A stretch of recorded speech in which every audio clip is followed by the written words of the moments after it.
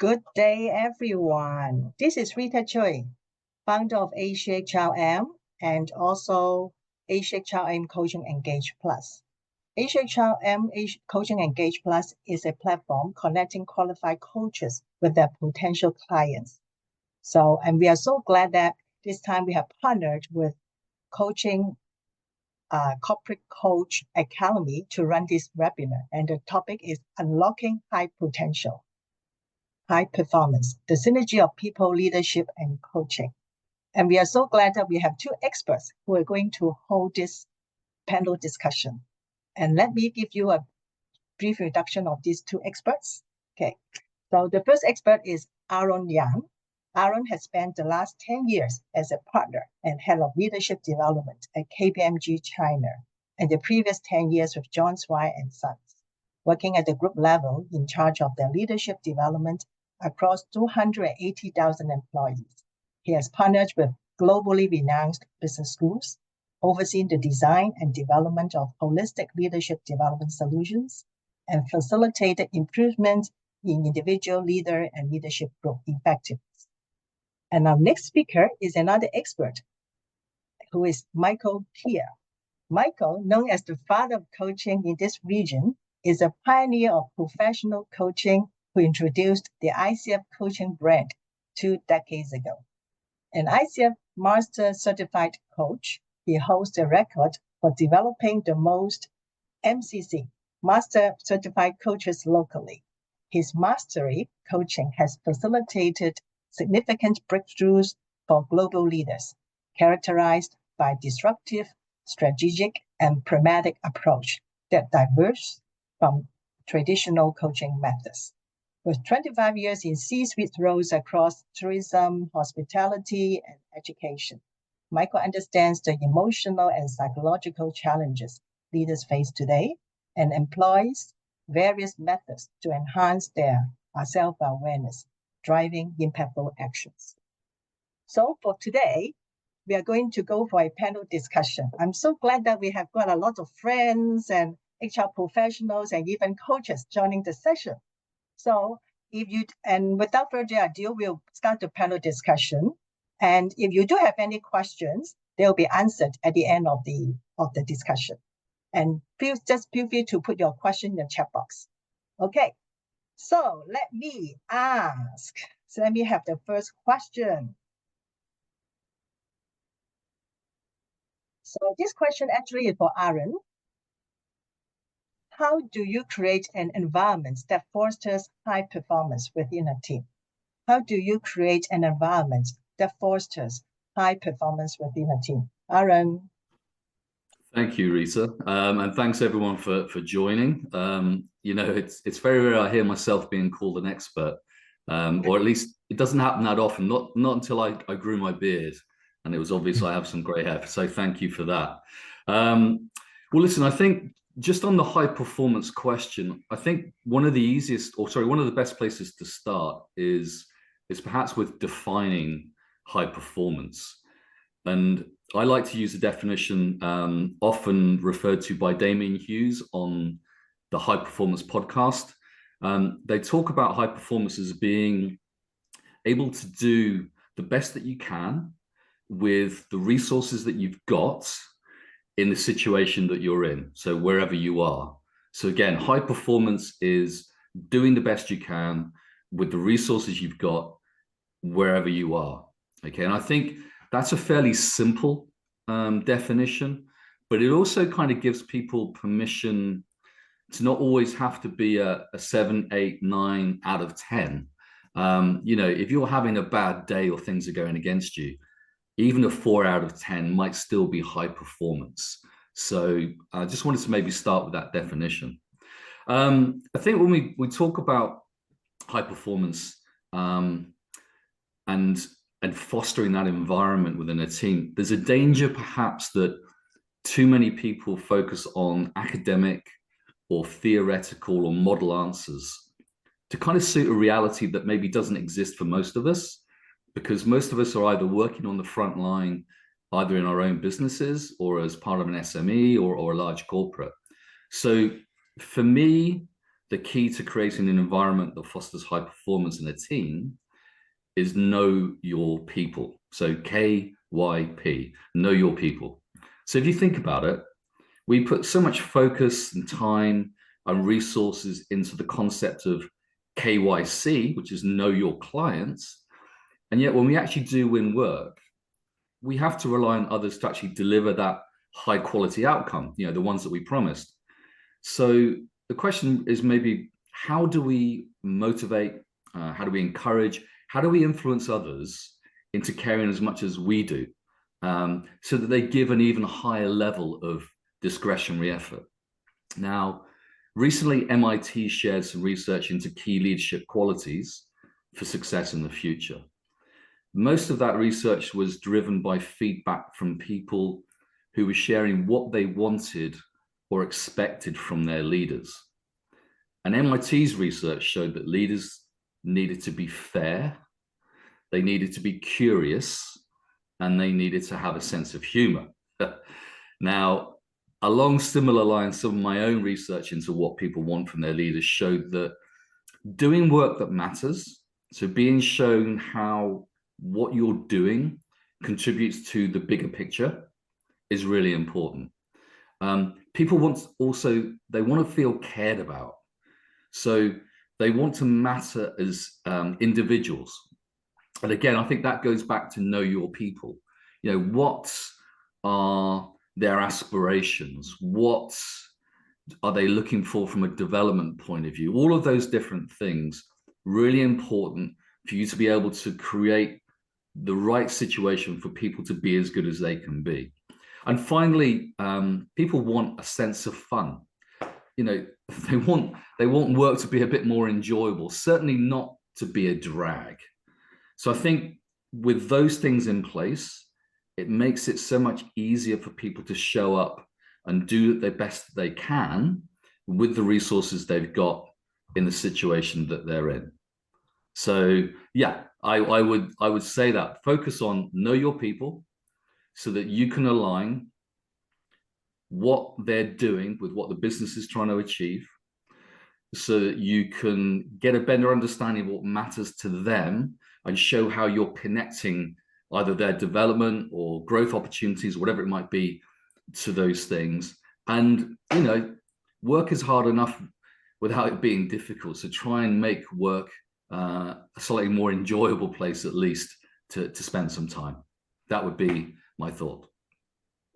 Thank you, Arrann. I remember that 2 weeks ago, I attended a HR tech conference in Singapore.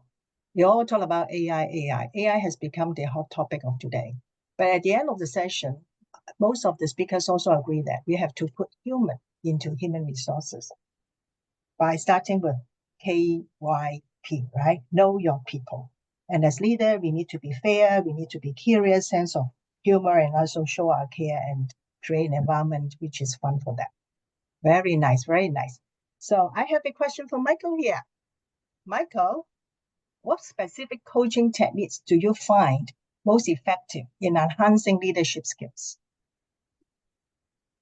You know, the fundamentals of coaching, where things like active listening, powerful question, raising of awareness, reframing, these are all very, very fundamental skills that can be used across, you know, cultures, across organization, across, you know, any kind of issues for that matter. So I don't think the technique would change very much from one to the other. As long as these fundamentals I just mentioned, active listening, reframing, questioning, self-awareness, and of course, feedback giving, you know, are incorporated in our management style.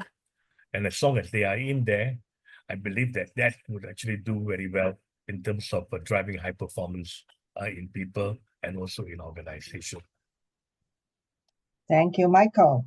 Being an active listener, be self-awareness, effective questioning, listening to the feedback from our people. Thanks so much for your tips. And reframing. Yeah. And reframing, also, yes. Yeah, reframing, yeah. Reframing. Thank you so much for the tips. Okay, let's back to Arrann. Okay, so What roles does feedback play in driving high performance among team members? That's a good one, but I'm just going to pause before I answer that. I think what Michael said about reframing is really, really important. And it would be great maybe if he could expand on that maybe a little bit later, because in fact, Michael, if you could expand on reframing now, I'll then go on to talk a little bit more about the feedback piece, because I think your reframing piece is really, really important, if that's okay. Thank you. Well, reframing is basically, helping someone to make a mindset shift from a negative to a positive, from a disempowered to empowered. And there are like eight disempowered frame that we will need to do a reframing on for it to become the other 8 empowering one. The 8 disempowering or negative frames are frames like when people are significant, they are just too serious about life. They take things just too seriously. That's one. The second disempowered frame that people are in is in a frame of invalidation. They overgeneralize things. So we want to help them to, to move out from there. Or maybe I should say that when someone is insignificant, in a state of looking at things so seriously, we move them to the frame of, or we reframe them to the frame of game, just relax, just being cool. The other frame is a frame of invalidation, where someone, generalize, they overgeneralize. They use things like everybody, nobody, it can never be work. And we always move them to this aspect called respect, exception to the rule. So that's the second one. The third one is the frame that can be called doubt, when they operate from no confidence. And then we would move them to a state where they can trust themselves, where things are working as opposed to things that are not working. The other one is blame, the blame frame, externalizing and blaming everybody, putting themselves in a victim state, and we put them to a state of responsibility, taking charge. So that's the other one. And then you have the other frame that I can recall, the frame of fraud. Some people, make believe they fantasize, they exaggerate, and we move them to the frame of truth. Let me see, what other frame would that be, if I can recall? So these are some of those, there are 8 of them. I can't offhand think of the others. There are some students of mine who are here, I think Jali and all that. If you all can just chip in and name those that I missed out, that'd be really good as well. The assessment for them as well. Which one? Delay, trying. Delay, yeah, to delay to action, and from that's trying to commitment. So I think these are the 8 frames, the 8 reframing areas that we help people who are in a state of no performance or low performance to get themselves into an action mode where they move forward. Thank you, Michael. Listen, when you started to describe all of those, I sat here thinking, yep, that's me. Yep, that's me. I've also done that. I've also done that. And the reason I asked you to share that is because if you know your people, you're more likely to understand which of those, I suppose, frames they occupy, or mindsets they occupy more often. So therefore, when it comes to giving feedback, you can probably align it a little more with what you've seen or experienced more of in terms of their behavior and how they show up a bit more often. I mean, I like to, if I go back to the question, about the role of feedback in driving high performance among team members, I personally like to think that hardly anyone goes to work today to do a bad job deliberately, right?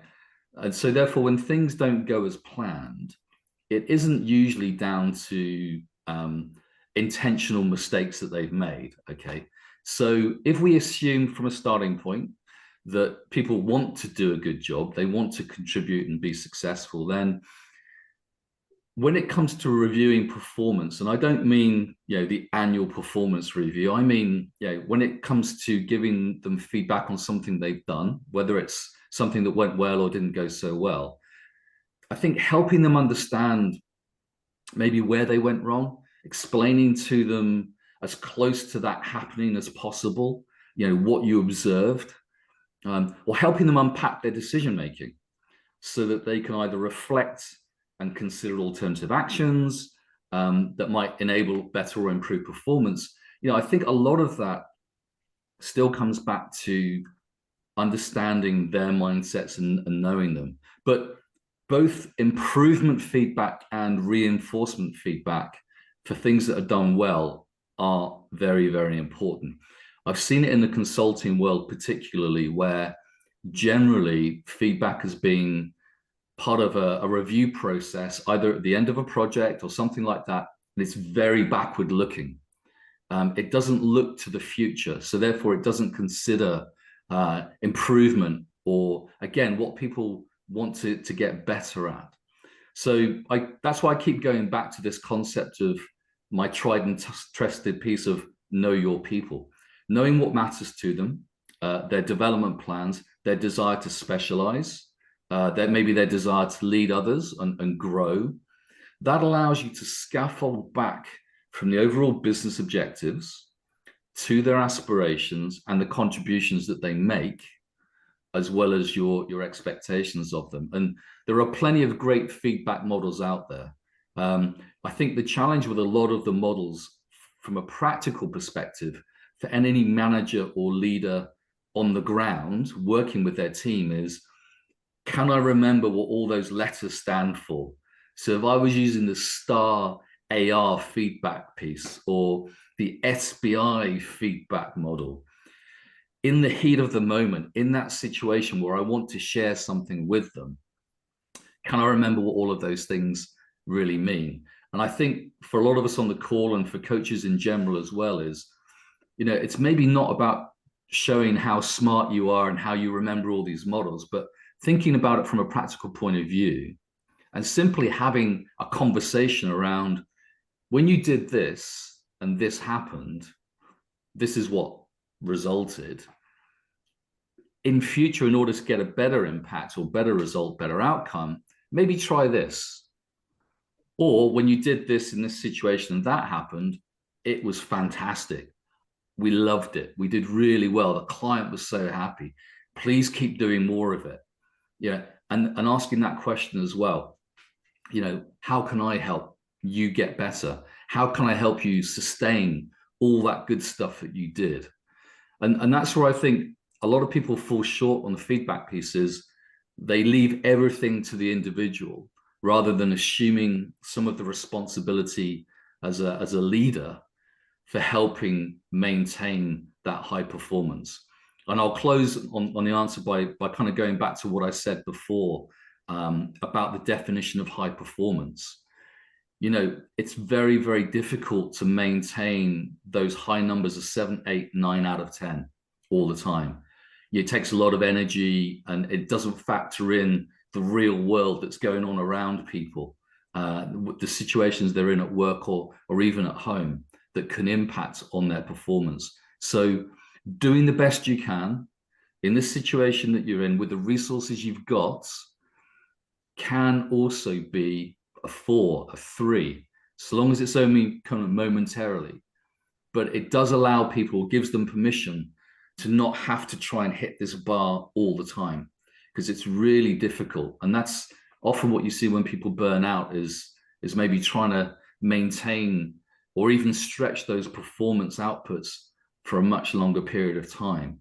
So, quite a long answer with a lot of different things in it. But again, I go back to know your people, and you'll know almost intuitively how to best support them in the situations that they're in. Thank you, Arrann. Again, KYP, know your people, and to support them as much as we can as a leader of the organization. You also mentioned reinforcement and improvement feedback, right? That has made me remember that in the older days when I was a Toastmaster, we rely on feedback to improve ourselves in public speaking. And one of the approach that they use is sandwich approach. Because say something nice to the people and area for improvement, and again, something like that. Maybe this is approach that we might consider. Of course, in the market, there are lots of different models for giving feedback. Okay, thank you, Aaron. Just on that sandwich feedback, honestly, Yes. in my experience, and again, look, in a corporate consulting environment like KPMG, but also in a conglomerate like John Swire and Sons, you know, people are much smarter these days. They've read a lot more widely. They know a lot of theory and they know a lot of stuff, kind of common sense. With the sandwich thing, I think the challenge with that is it almost assumes that maybe there aren't ongoing conversations in the background, you know, regular catch-ups, reviews and stuff like that. So when you kind of package it as a sandwich, and I think we all know the word that normally comes before sandwich, which is about the thing that's not gone so well.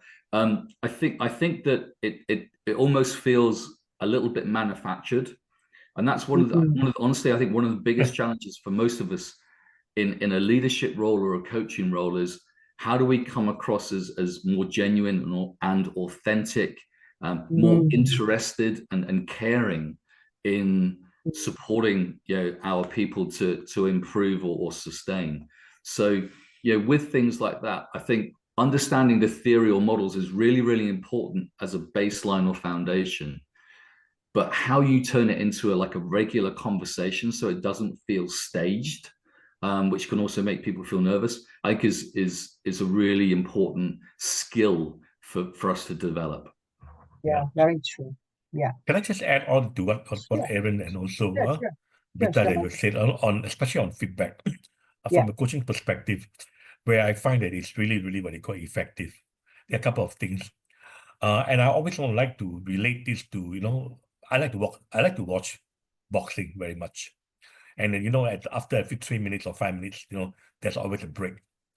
And while the boxer is sitting, you know, in the stool, sweating away, and he's so tired, and there comes along the coach, and he only have got 1 minute, 1 minute to say what he wants to say after observing the fight that's going on. And in that 1 minute, he is able to concise, you know, everything that he wants to say, you know, so well consolidated that he gets it, and of course it's real time. Okay, it's real time because it's just immediately after a fight. And the way that they give the feedback, it's so spot on that when the bell rings for the second round or the third round, the player take on those things that have been said, and you can sometimes see that they make a big improvement because of that few seconds or the minute that the feedback is given. And this is given at a time when the boxer is so tired, exhausted, maybe even feel so defeated because he had a bad round. But I think with the good intention of the coach, you know, not criticizing him, but really telling him exactly what he needs to do the next round. And it's so spot on and so intentional that actually it makes a lot of difference. And I always I like to watch them giving those feedback. Even in basketball, it's the same. Whether in badminton, it's the same. Even in boxing, it's the same. So that kind of feedback, I think, is so powerful. And that goes with coaching as well. Where feedback has to be on real time. It's like when you are in that conversation, when you notice there's something wrong, something that is not said rightly, it is there and there, you give the feedback, you act like a mirror. And I believe those kind of feedback are very, very important, and it can really drive high performance, and not feedback that it's been, you know, delayed for a couple of days before you give it to your, you know, your people.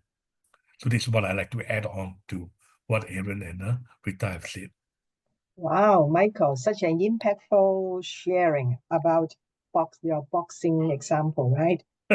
Spot on feedback, be intentional, and act as a mirror. Wow, very impactful. Thank you so much, Michael. Okay, let's move on to another question. Michael, for you, can you discuss a case where coaching significantly improved an individual's performance? I recently had one case. In fact, there were two country managers, and instantly they're based in China, and they have this issue. The issue that they have, or the company had with them, is they are very fond of this. Either it's my way or the highway. They are great performers. But they have got two. They have got two weaknesses basically. The weakness of the lack of empathy and the weakness of inflexibility, because they just expect everybody to follow what they say, nothing else except what they say. So the coaching that was done on them, of course, the first thing is to create the awareness in them that there was such sort of thing that's coming back from their peers and so forth. So the first thing that we do in coaching is we always set that goal right from the start itself. Get the goal up. So what's the goal? The goal is to get better feedback. The goal is to make people feel very inclusive. The goal is making people feel less threatened, and probably enjoy their work with you.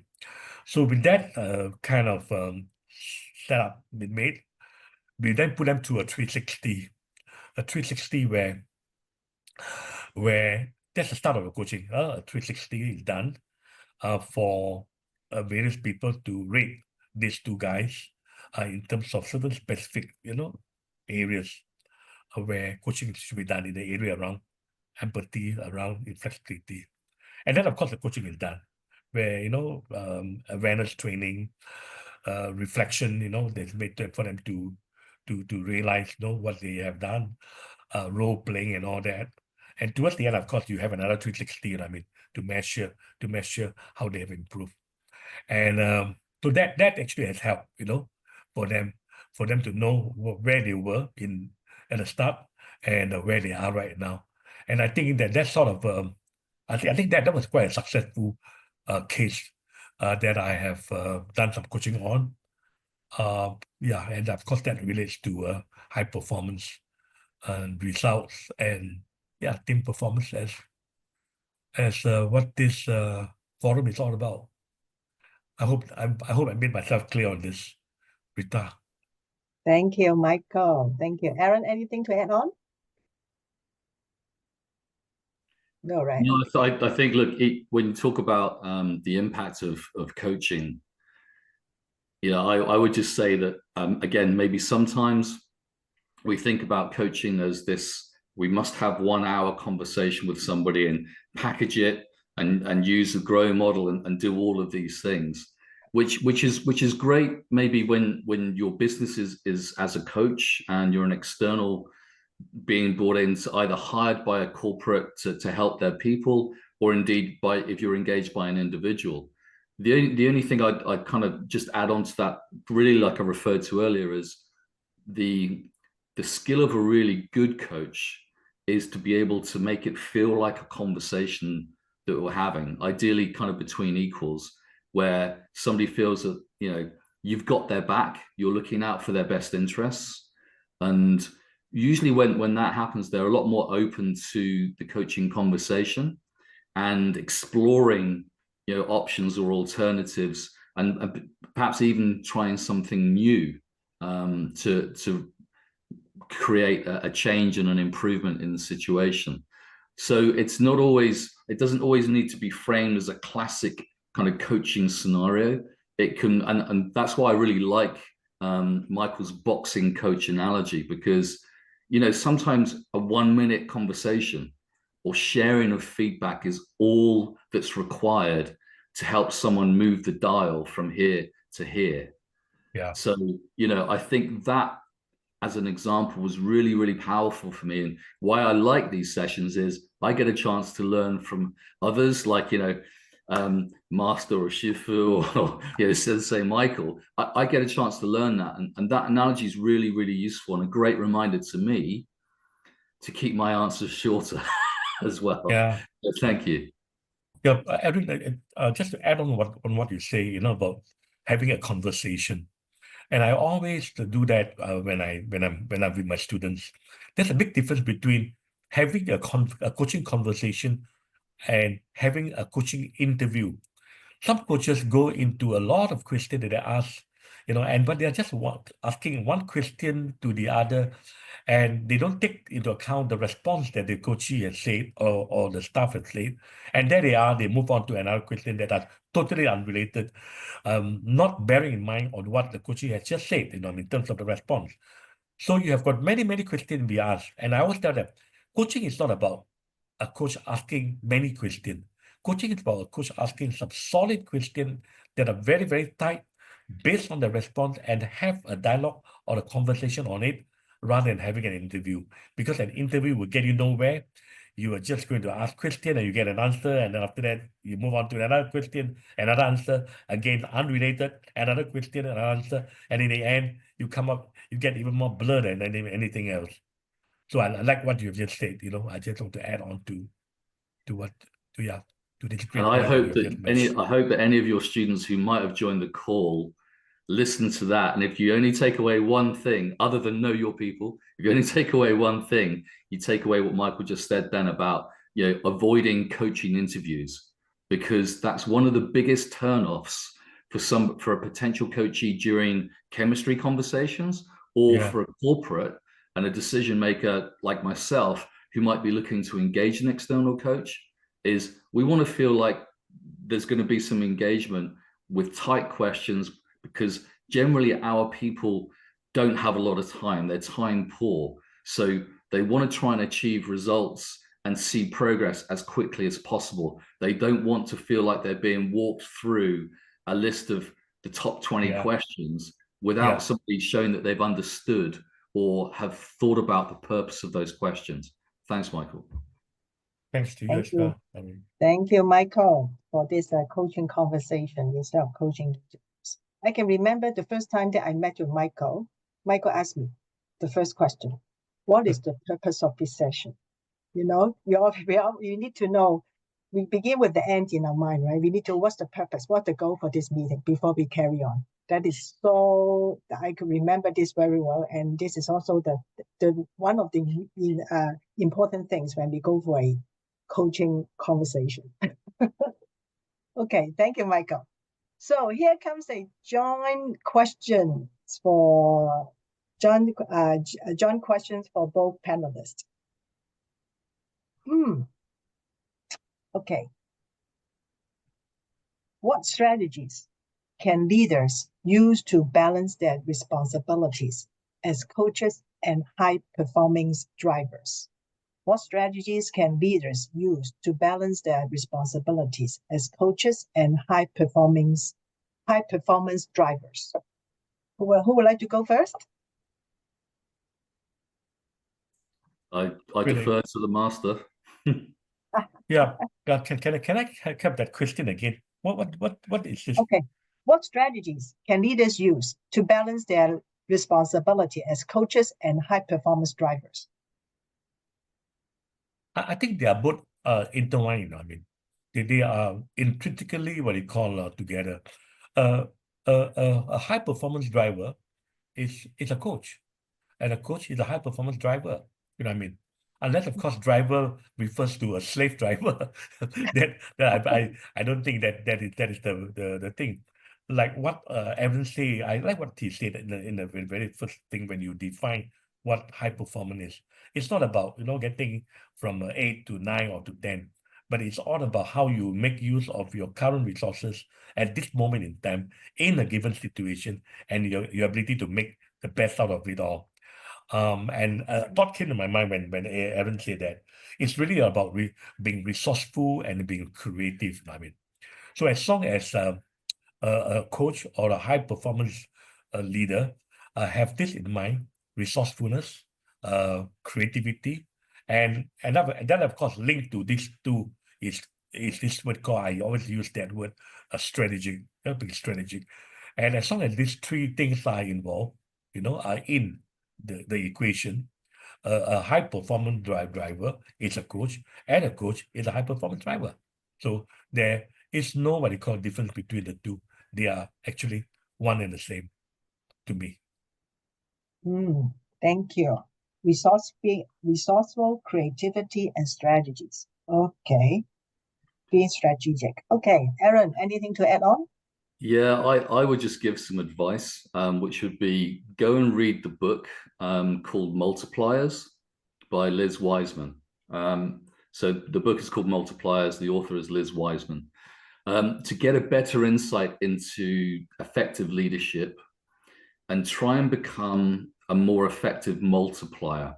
So a multiplier is someone who inspires and supports others through a mixture of coaching, mentoring, telling, challenging, referring, sharing, creating opportunities for others to try new things and learn. And then don't be what she refers to as a diminisher. That's someone who hinders performance and creativity. And one of the really interesting things in her book is, this concept of almost being like an accidental diminisher. So in other words, you think you're doing the right thing. Your intention is good and is positive. You're trying to help by doing stuff. But the reality is that through your actions, you're actually slowing progress down. You're holding people back. You're limiting their opportunities to be creative. So, in terms of strategies, I think maybe the word's overused a little bit too much. I'd literally say, look, to understand leadership, in simple terms, go and buy the book or read the book, borrow it, read the summary, Multipliers by Liz Wiseman. Try and become a more effective multiplier. Try and avoid being a diminisher. Thank you, Arrann. Yeah. You mentioned the book Multiplier, right? It has made me to remember John Maxwell, who has ever had, I think his book is called 21 Laws of Leadership. And then I think in one of the chapters, he mentions about leader being to add value to people instead of a subcontractor. So that has made me to remember that a leader, we don't be a subcontractor, meaning things don't subcontract things that make that at the end of the day will make your employees unhappy, and they just if you throw a tantrum as a leader, you throw a tantrum to their employees, and then they are not happy, and then they just bring the tantrum to their families and so forth. That has made me remember that. So be a multiplier instead of a diminisher. There's another term for that. Thank you so much. Okay, so now let's see. That will be a Q&A session for this webinar. But before that, shall we take a group picture before we start reading out questions that you have written in the chat box? And on. Okay. It'd be good if we have all the camera on, actually. Just Yeah, for the we photograph. have all the camera on. Yeah, it'd be nice. Yeah, it would be nice. Yeah, thank you so around much. 32 people today. Wow, I've seen my friend Linda's here. Wow, Linda is here. Wow, very nice. So, Nice, Hi, yeah. Rita. Hello. hey, Fahmi, Hey, you guys. here? Fahmi, you are here? Maybe it's not here. Okay, so anyone, Michael or Arrann, just in case, Venus, if you can, just help us to take a group picture. I will try this, but just in case I'm not able to take a good one. Hang on. 1, 2, 3.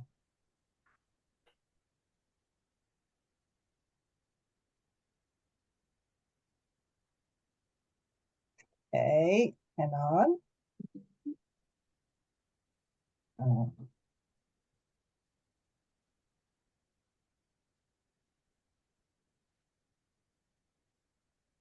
So we have another group here. Just take it. Okay, another one. 1, 2, 3.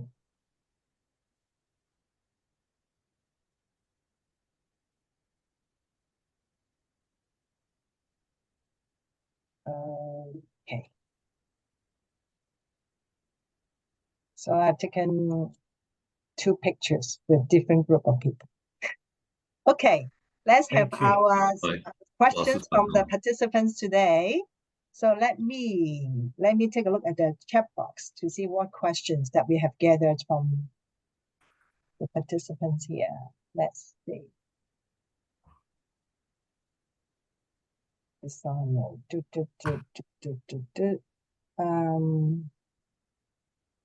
Go to see schedule. Any questions from the participants here? You can simply unmute yourself and then spit out your questions. Anything?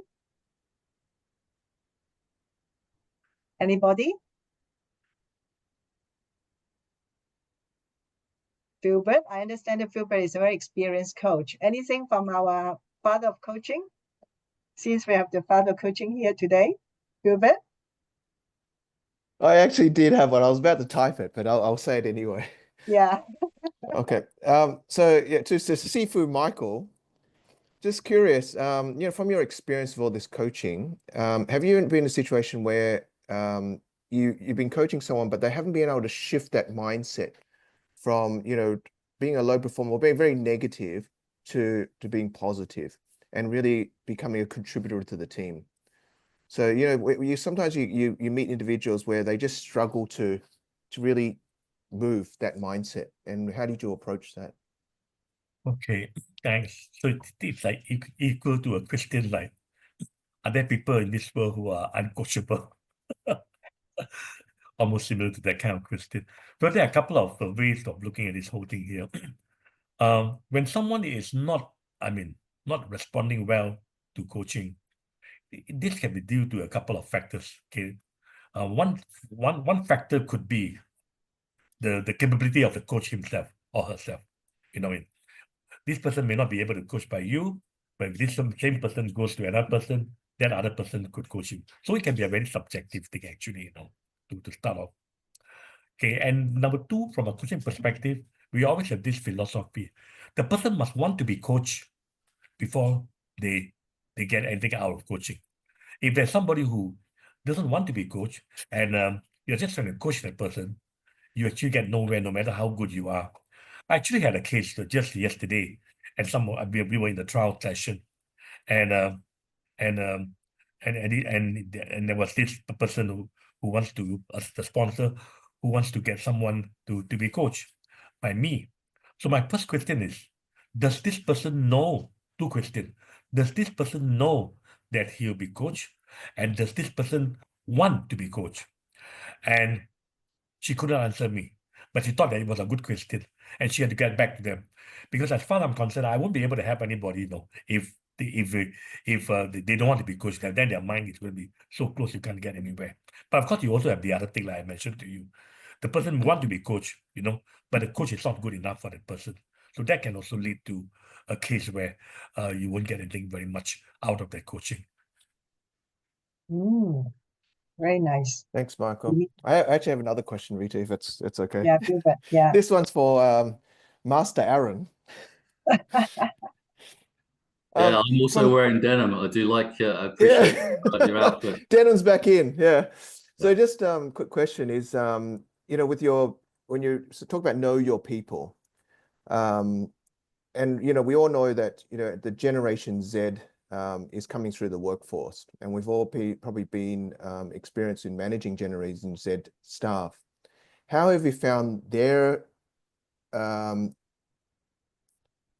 the way they manage? How do you find the way to manage them different to the past generation, being the millennials in the workforce, in terms of unlocking their high performance in that era? Yeah, that's a great question, and yeah, there are countless articles and speeches, TED Talks, whatever, about how to work with millennials and working across different generations.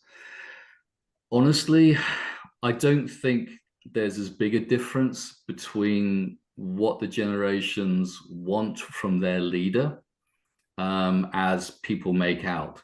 There are many differences in terms of how they live their life and what matters to them.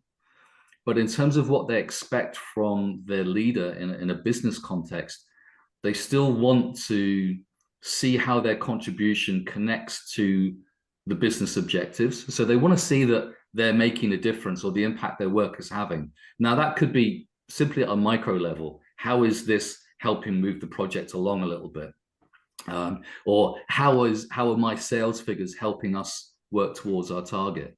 Or it could be at a much bigger level where we say, look, the way that you're showing up, the mindset, your attitude is exactly what we're looking for to help continue to evolve or develop our culture. You know, and our business culture is really the sum of all of our collective behaviors, really.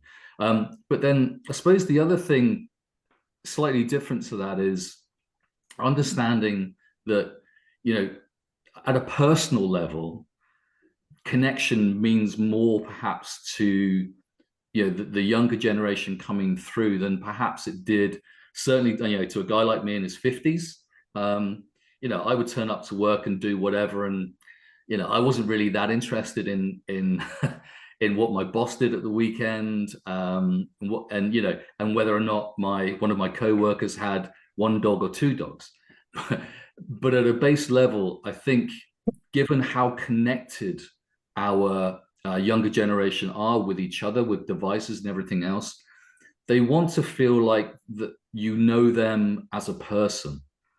You know, so you look beyond labeling them as a millennial or a Gen Z or whatever it might be, and at an individual level, the conversations you have with them relate to them. And for those of us who don't have such great memories, you know, I use my iPad quite a lot, and I write down things about people. I write down that their son does fencing lessons or whatever it might be. Or if we're talking more about a millennial, you know, I'll talk to them more about the concert maybe that they went to online, or, you know, how they did in an esports competition, whatever it might be. So that for me, you know, still comes back to know your people. And the thing about making things fun, and this is a trap that I think a lot of maybe more mature leaders fall into, is that, you know, we think fun is all about, or having a sense of humor is all about telling jokes. And, you know, those in of themselves quite a minefield, right? Something that I find funny, a lot of people don't find amusing. They just roll their eyes, particularly different generations. So again, it's about understanding what, you know, the vibe of the tribe, as it were. You know, observe, take notes, watch how they're spending time and interacting together, and what they're enjoying, and play along with that. You know, enable situations like that to happen a bit more at work. And I go back to one of the things Michael said earlier, which was around asking, you know, tight questions. You know, you can't assume stuff these days with so many differences of perspective, opinion, and outlook, and all of those things. So therefore, you know, ask a few questions, and rather than listen to kind of fire another question again, maybe ask another one to more deeply understand. Because when you show that you've listened effectively, that they matter to you, that their experience at work, whether it's, you know, a career track, or whether it's simply a bit of flexibility around finishing early on Tuesdays so that they can attend sports practice or whatever, and being able to connect what they're doing to what your team or the business is achieving. I think if you can align with those three things, then you realize, again, it's less about a generational thing per se, and more just about human interaction. And I think that's maybe how I tend to have approached it. And, you know, so far, I haven't really seen many reasons or compelling reasons to flex that approach too much, just because of a label or a tag that an age or a generation puts on it. And I certainly wouldn't wear double denim, though. I would say that, Phil. Yeah. Yeah, very true. Again, goes back to know your people, right? Know your people as a person. I recall that recently I read a book about motivation. And then in the book, it's mentioned that we can try out this method to see how the people get motivated. You list out 10 motivators. And I use it for my team. It works very well, because I just thought that I've never had a very good idea on how to motivate my team. So I just put it in a Microsoft form and then send it to them. And some of the motivators says that, oh, what will motivate you? Like, do you want to have flexibility on when to finish your work, or flexibility to know how to finish your work? So with that form, I really know my team better. So maybe this is one of the ways for us to know our people better. Okay, so any questions from the participants today?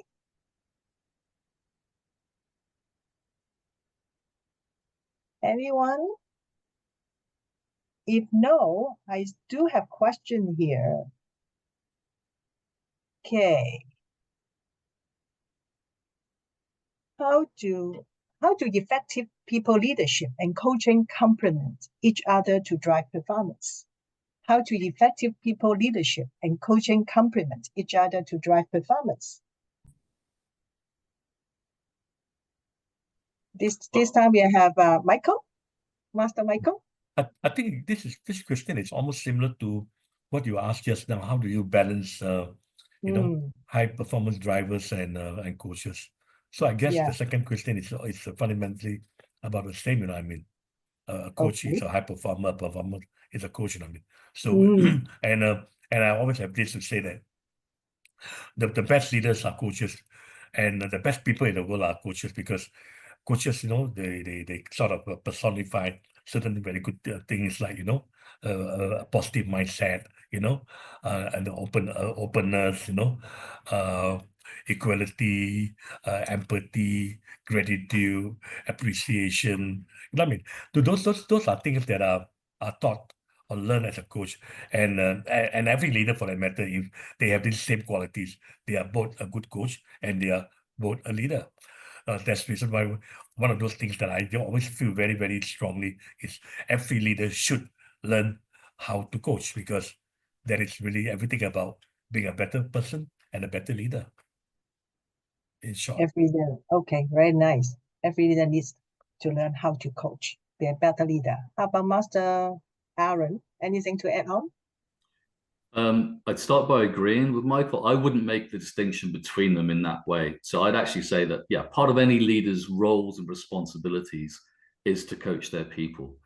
But if we're making a distinction between an internal leader and an external coach, then I'd say the key thing for a leader is to recognize when an external perspective might be needed, and to see that as an investment in future success, whatever success might look like.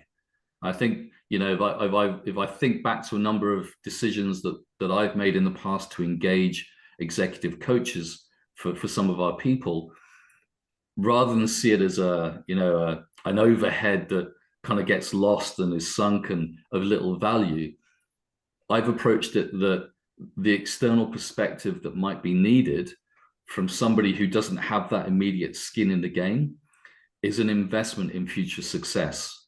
Whatever success might look like. It might be retention, it might be turning the dial, it might be a breakthrough, it might even be a decision that somebody comes to when they say, you know what, this role, this company is not right for me anymore, and they make a decision to move on, because the costs of presenteeism, let alone absenteeism, but presenteeism can be huge in terms of not just the financial costs, but the impact on the team as well.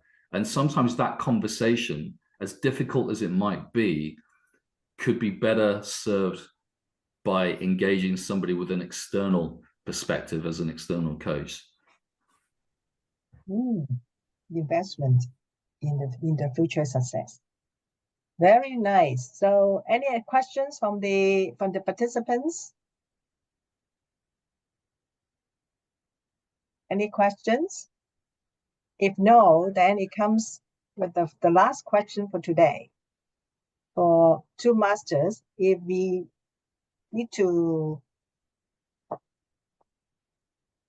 bring one takeaway from this meeting, from this session, what would that be? Just one takeaway. Who would like to start first? Master Michael?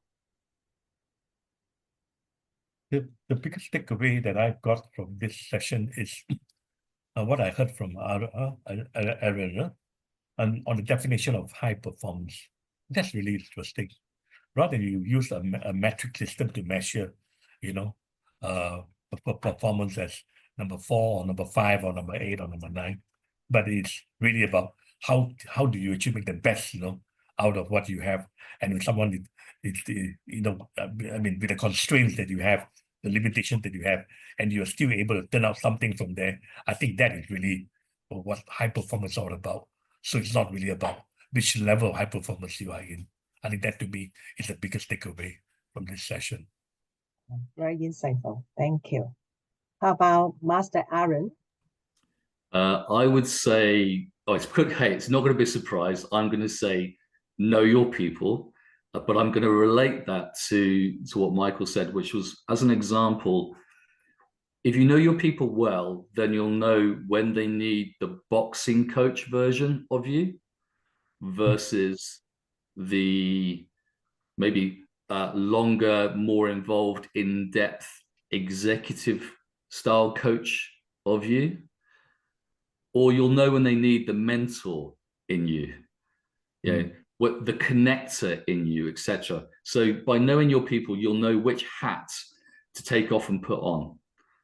So again, I really like that boxing coach analogy, because it's one I haven't heard before, but it's one that's immediately relatable for me. So thank you, Michael, for sharing that as well. Thank you. Know your people and know which hats to take on. Thank you.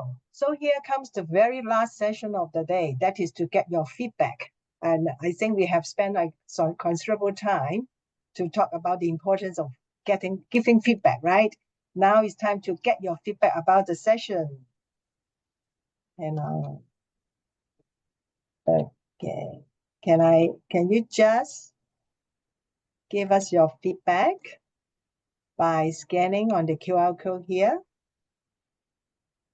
Okay, so once we have gathered your feedback, we'll make our next session more insightful and impactful.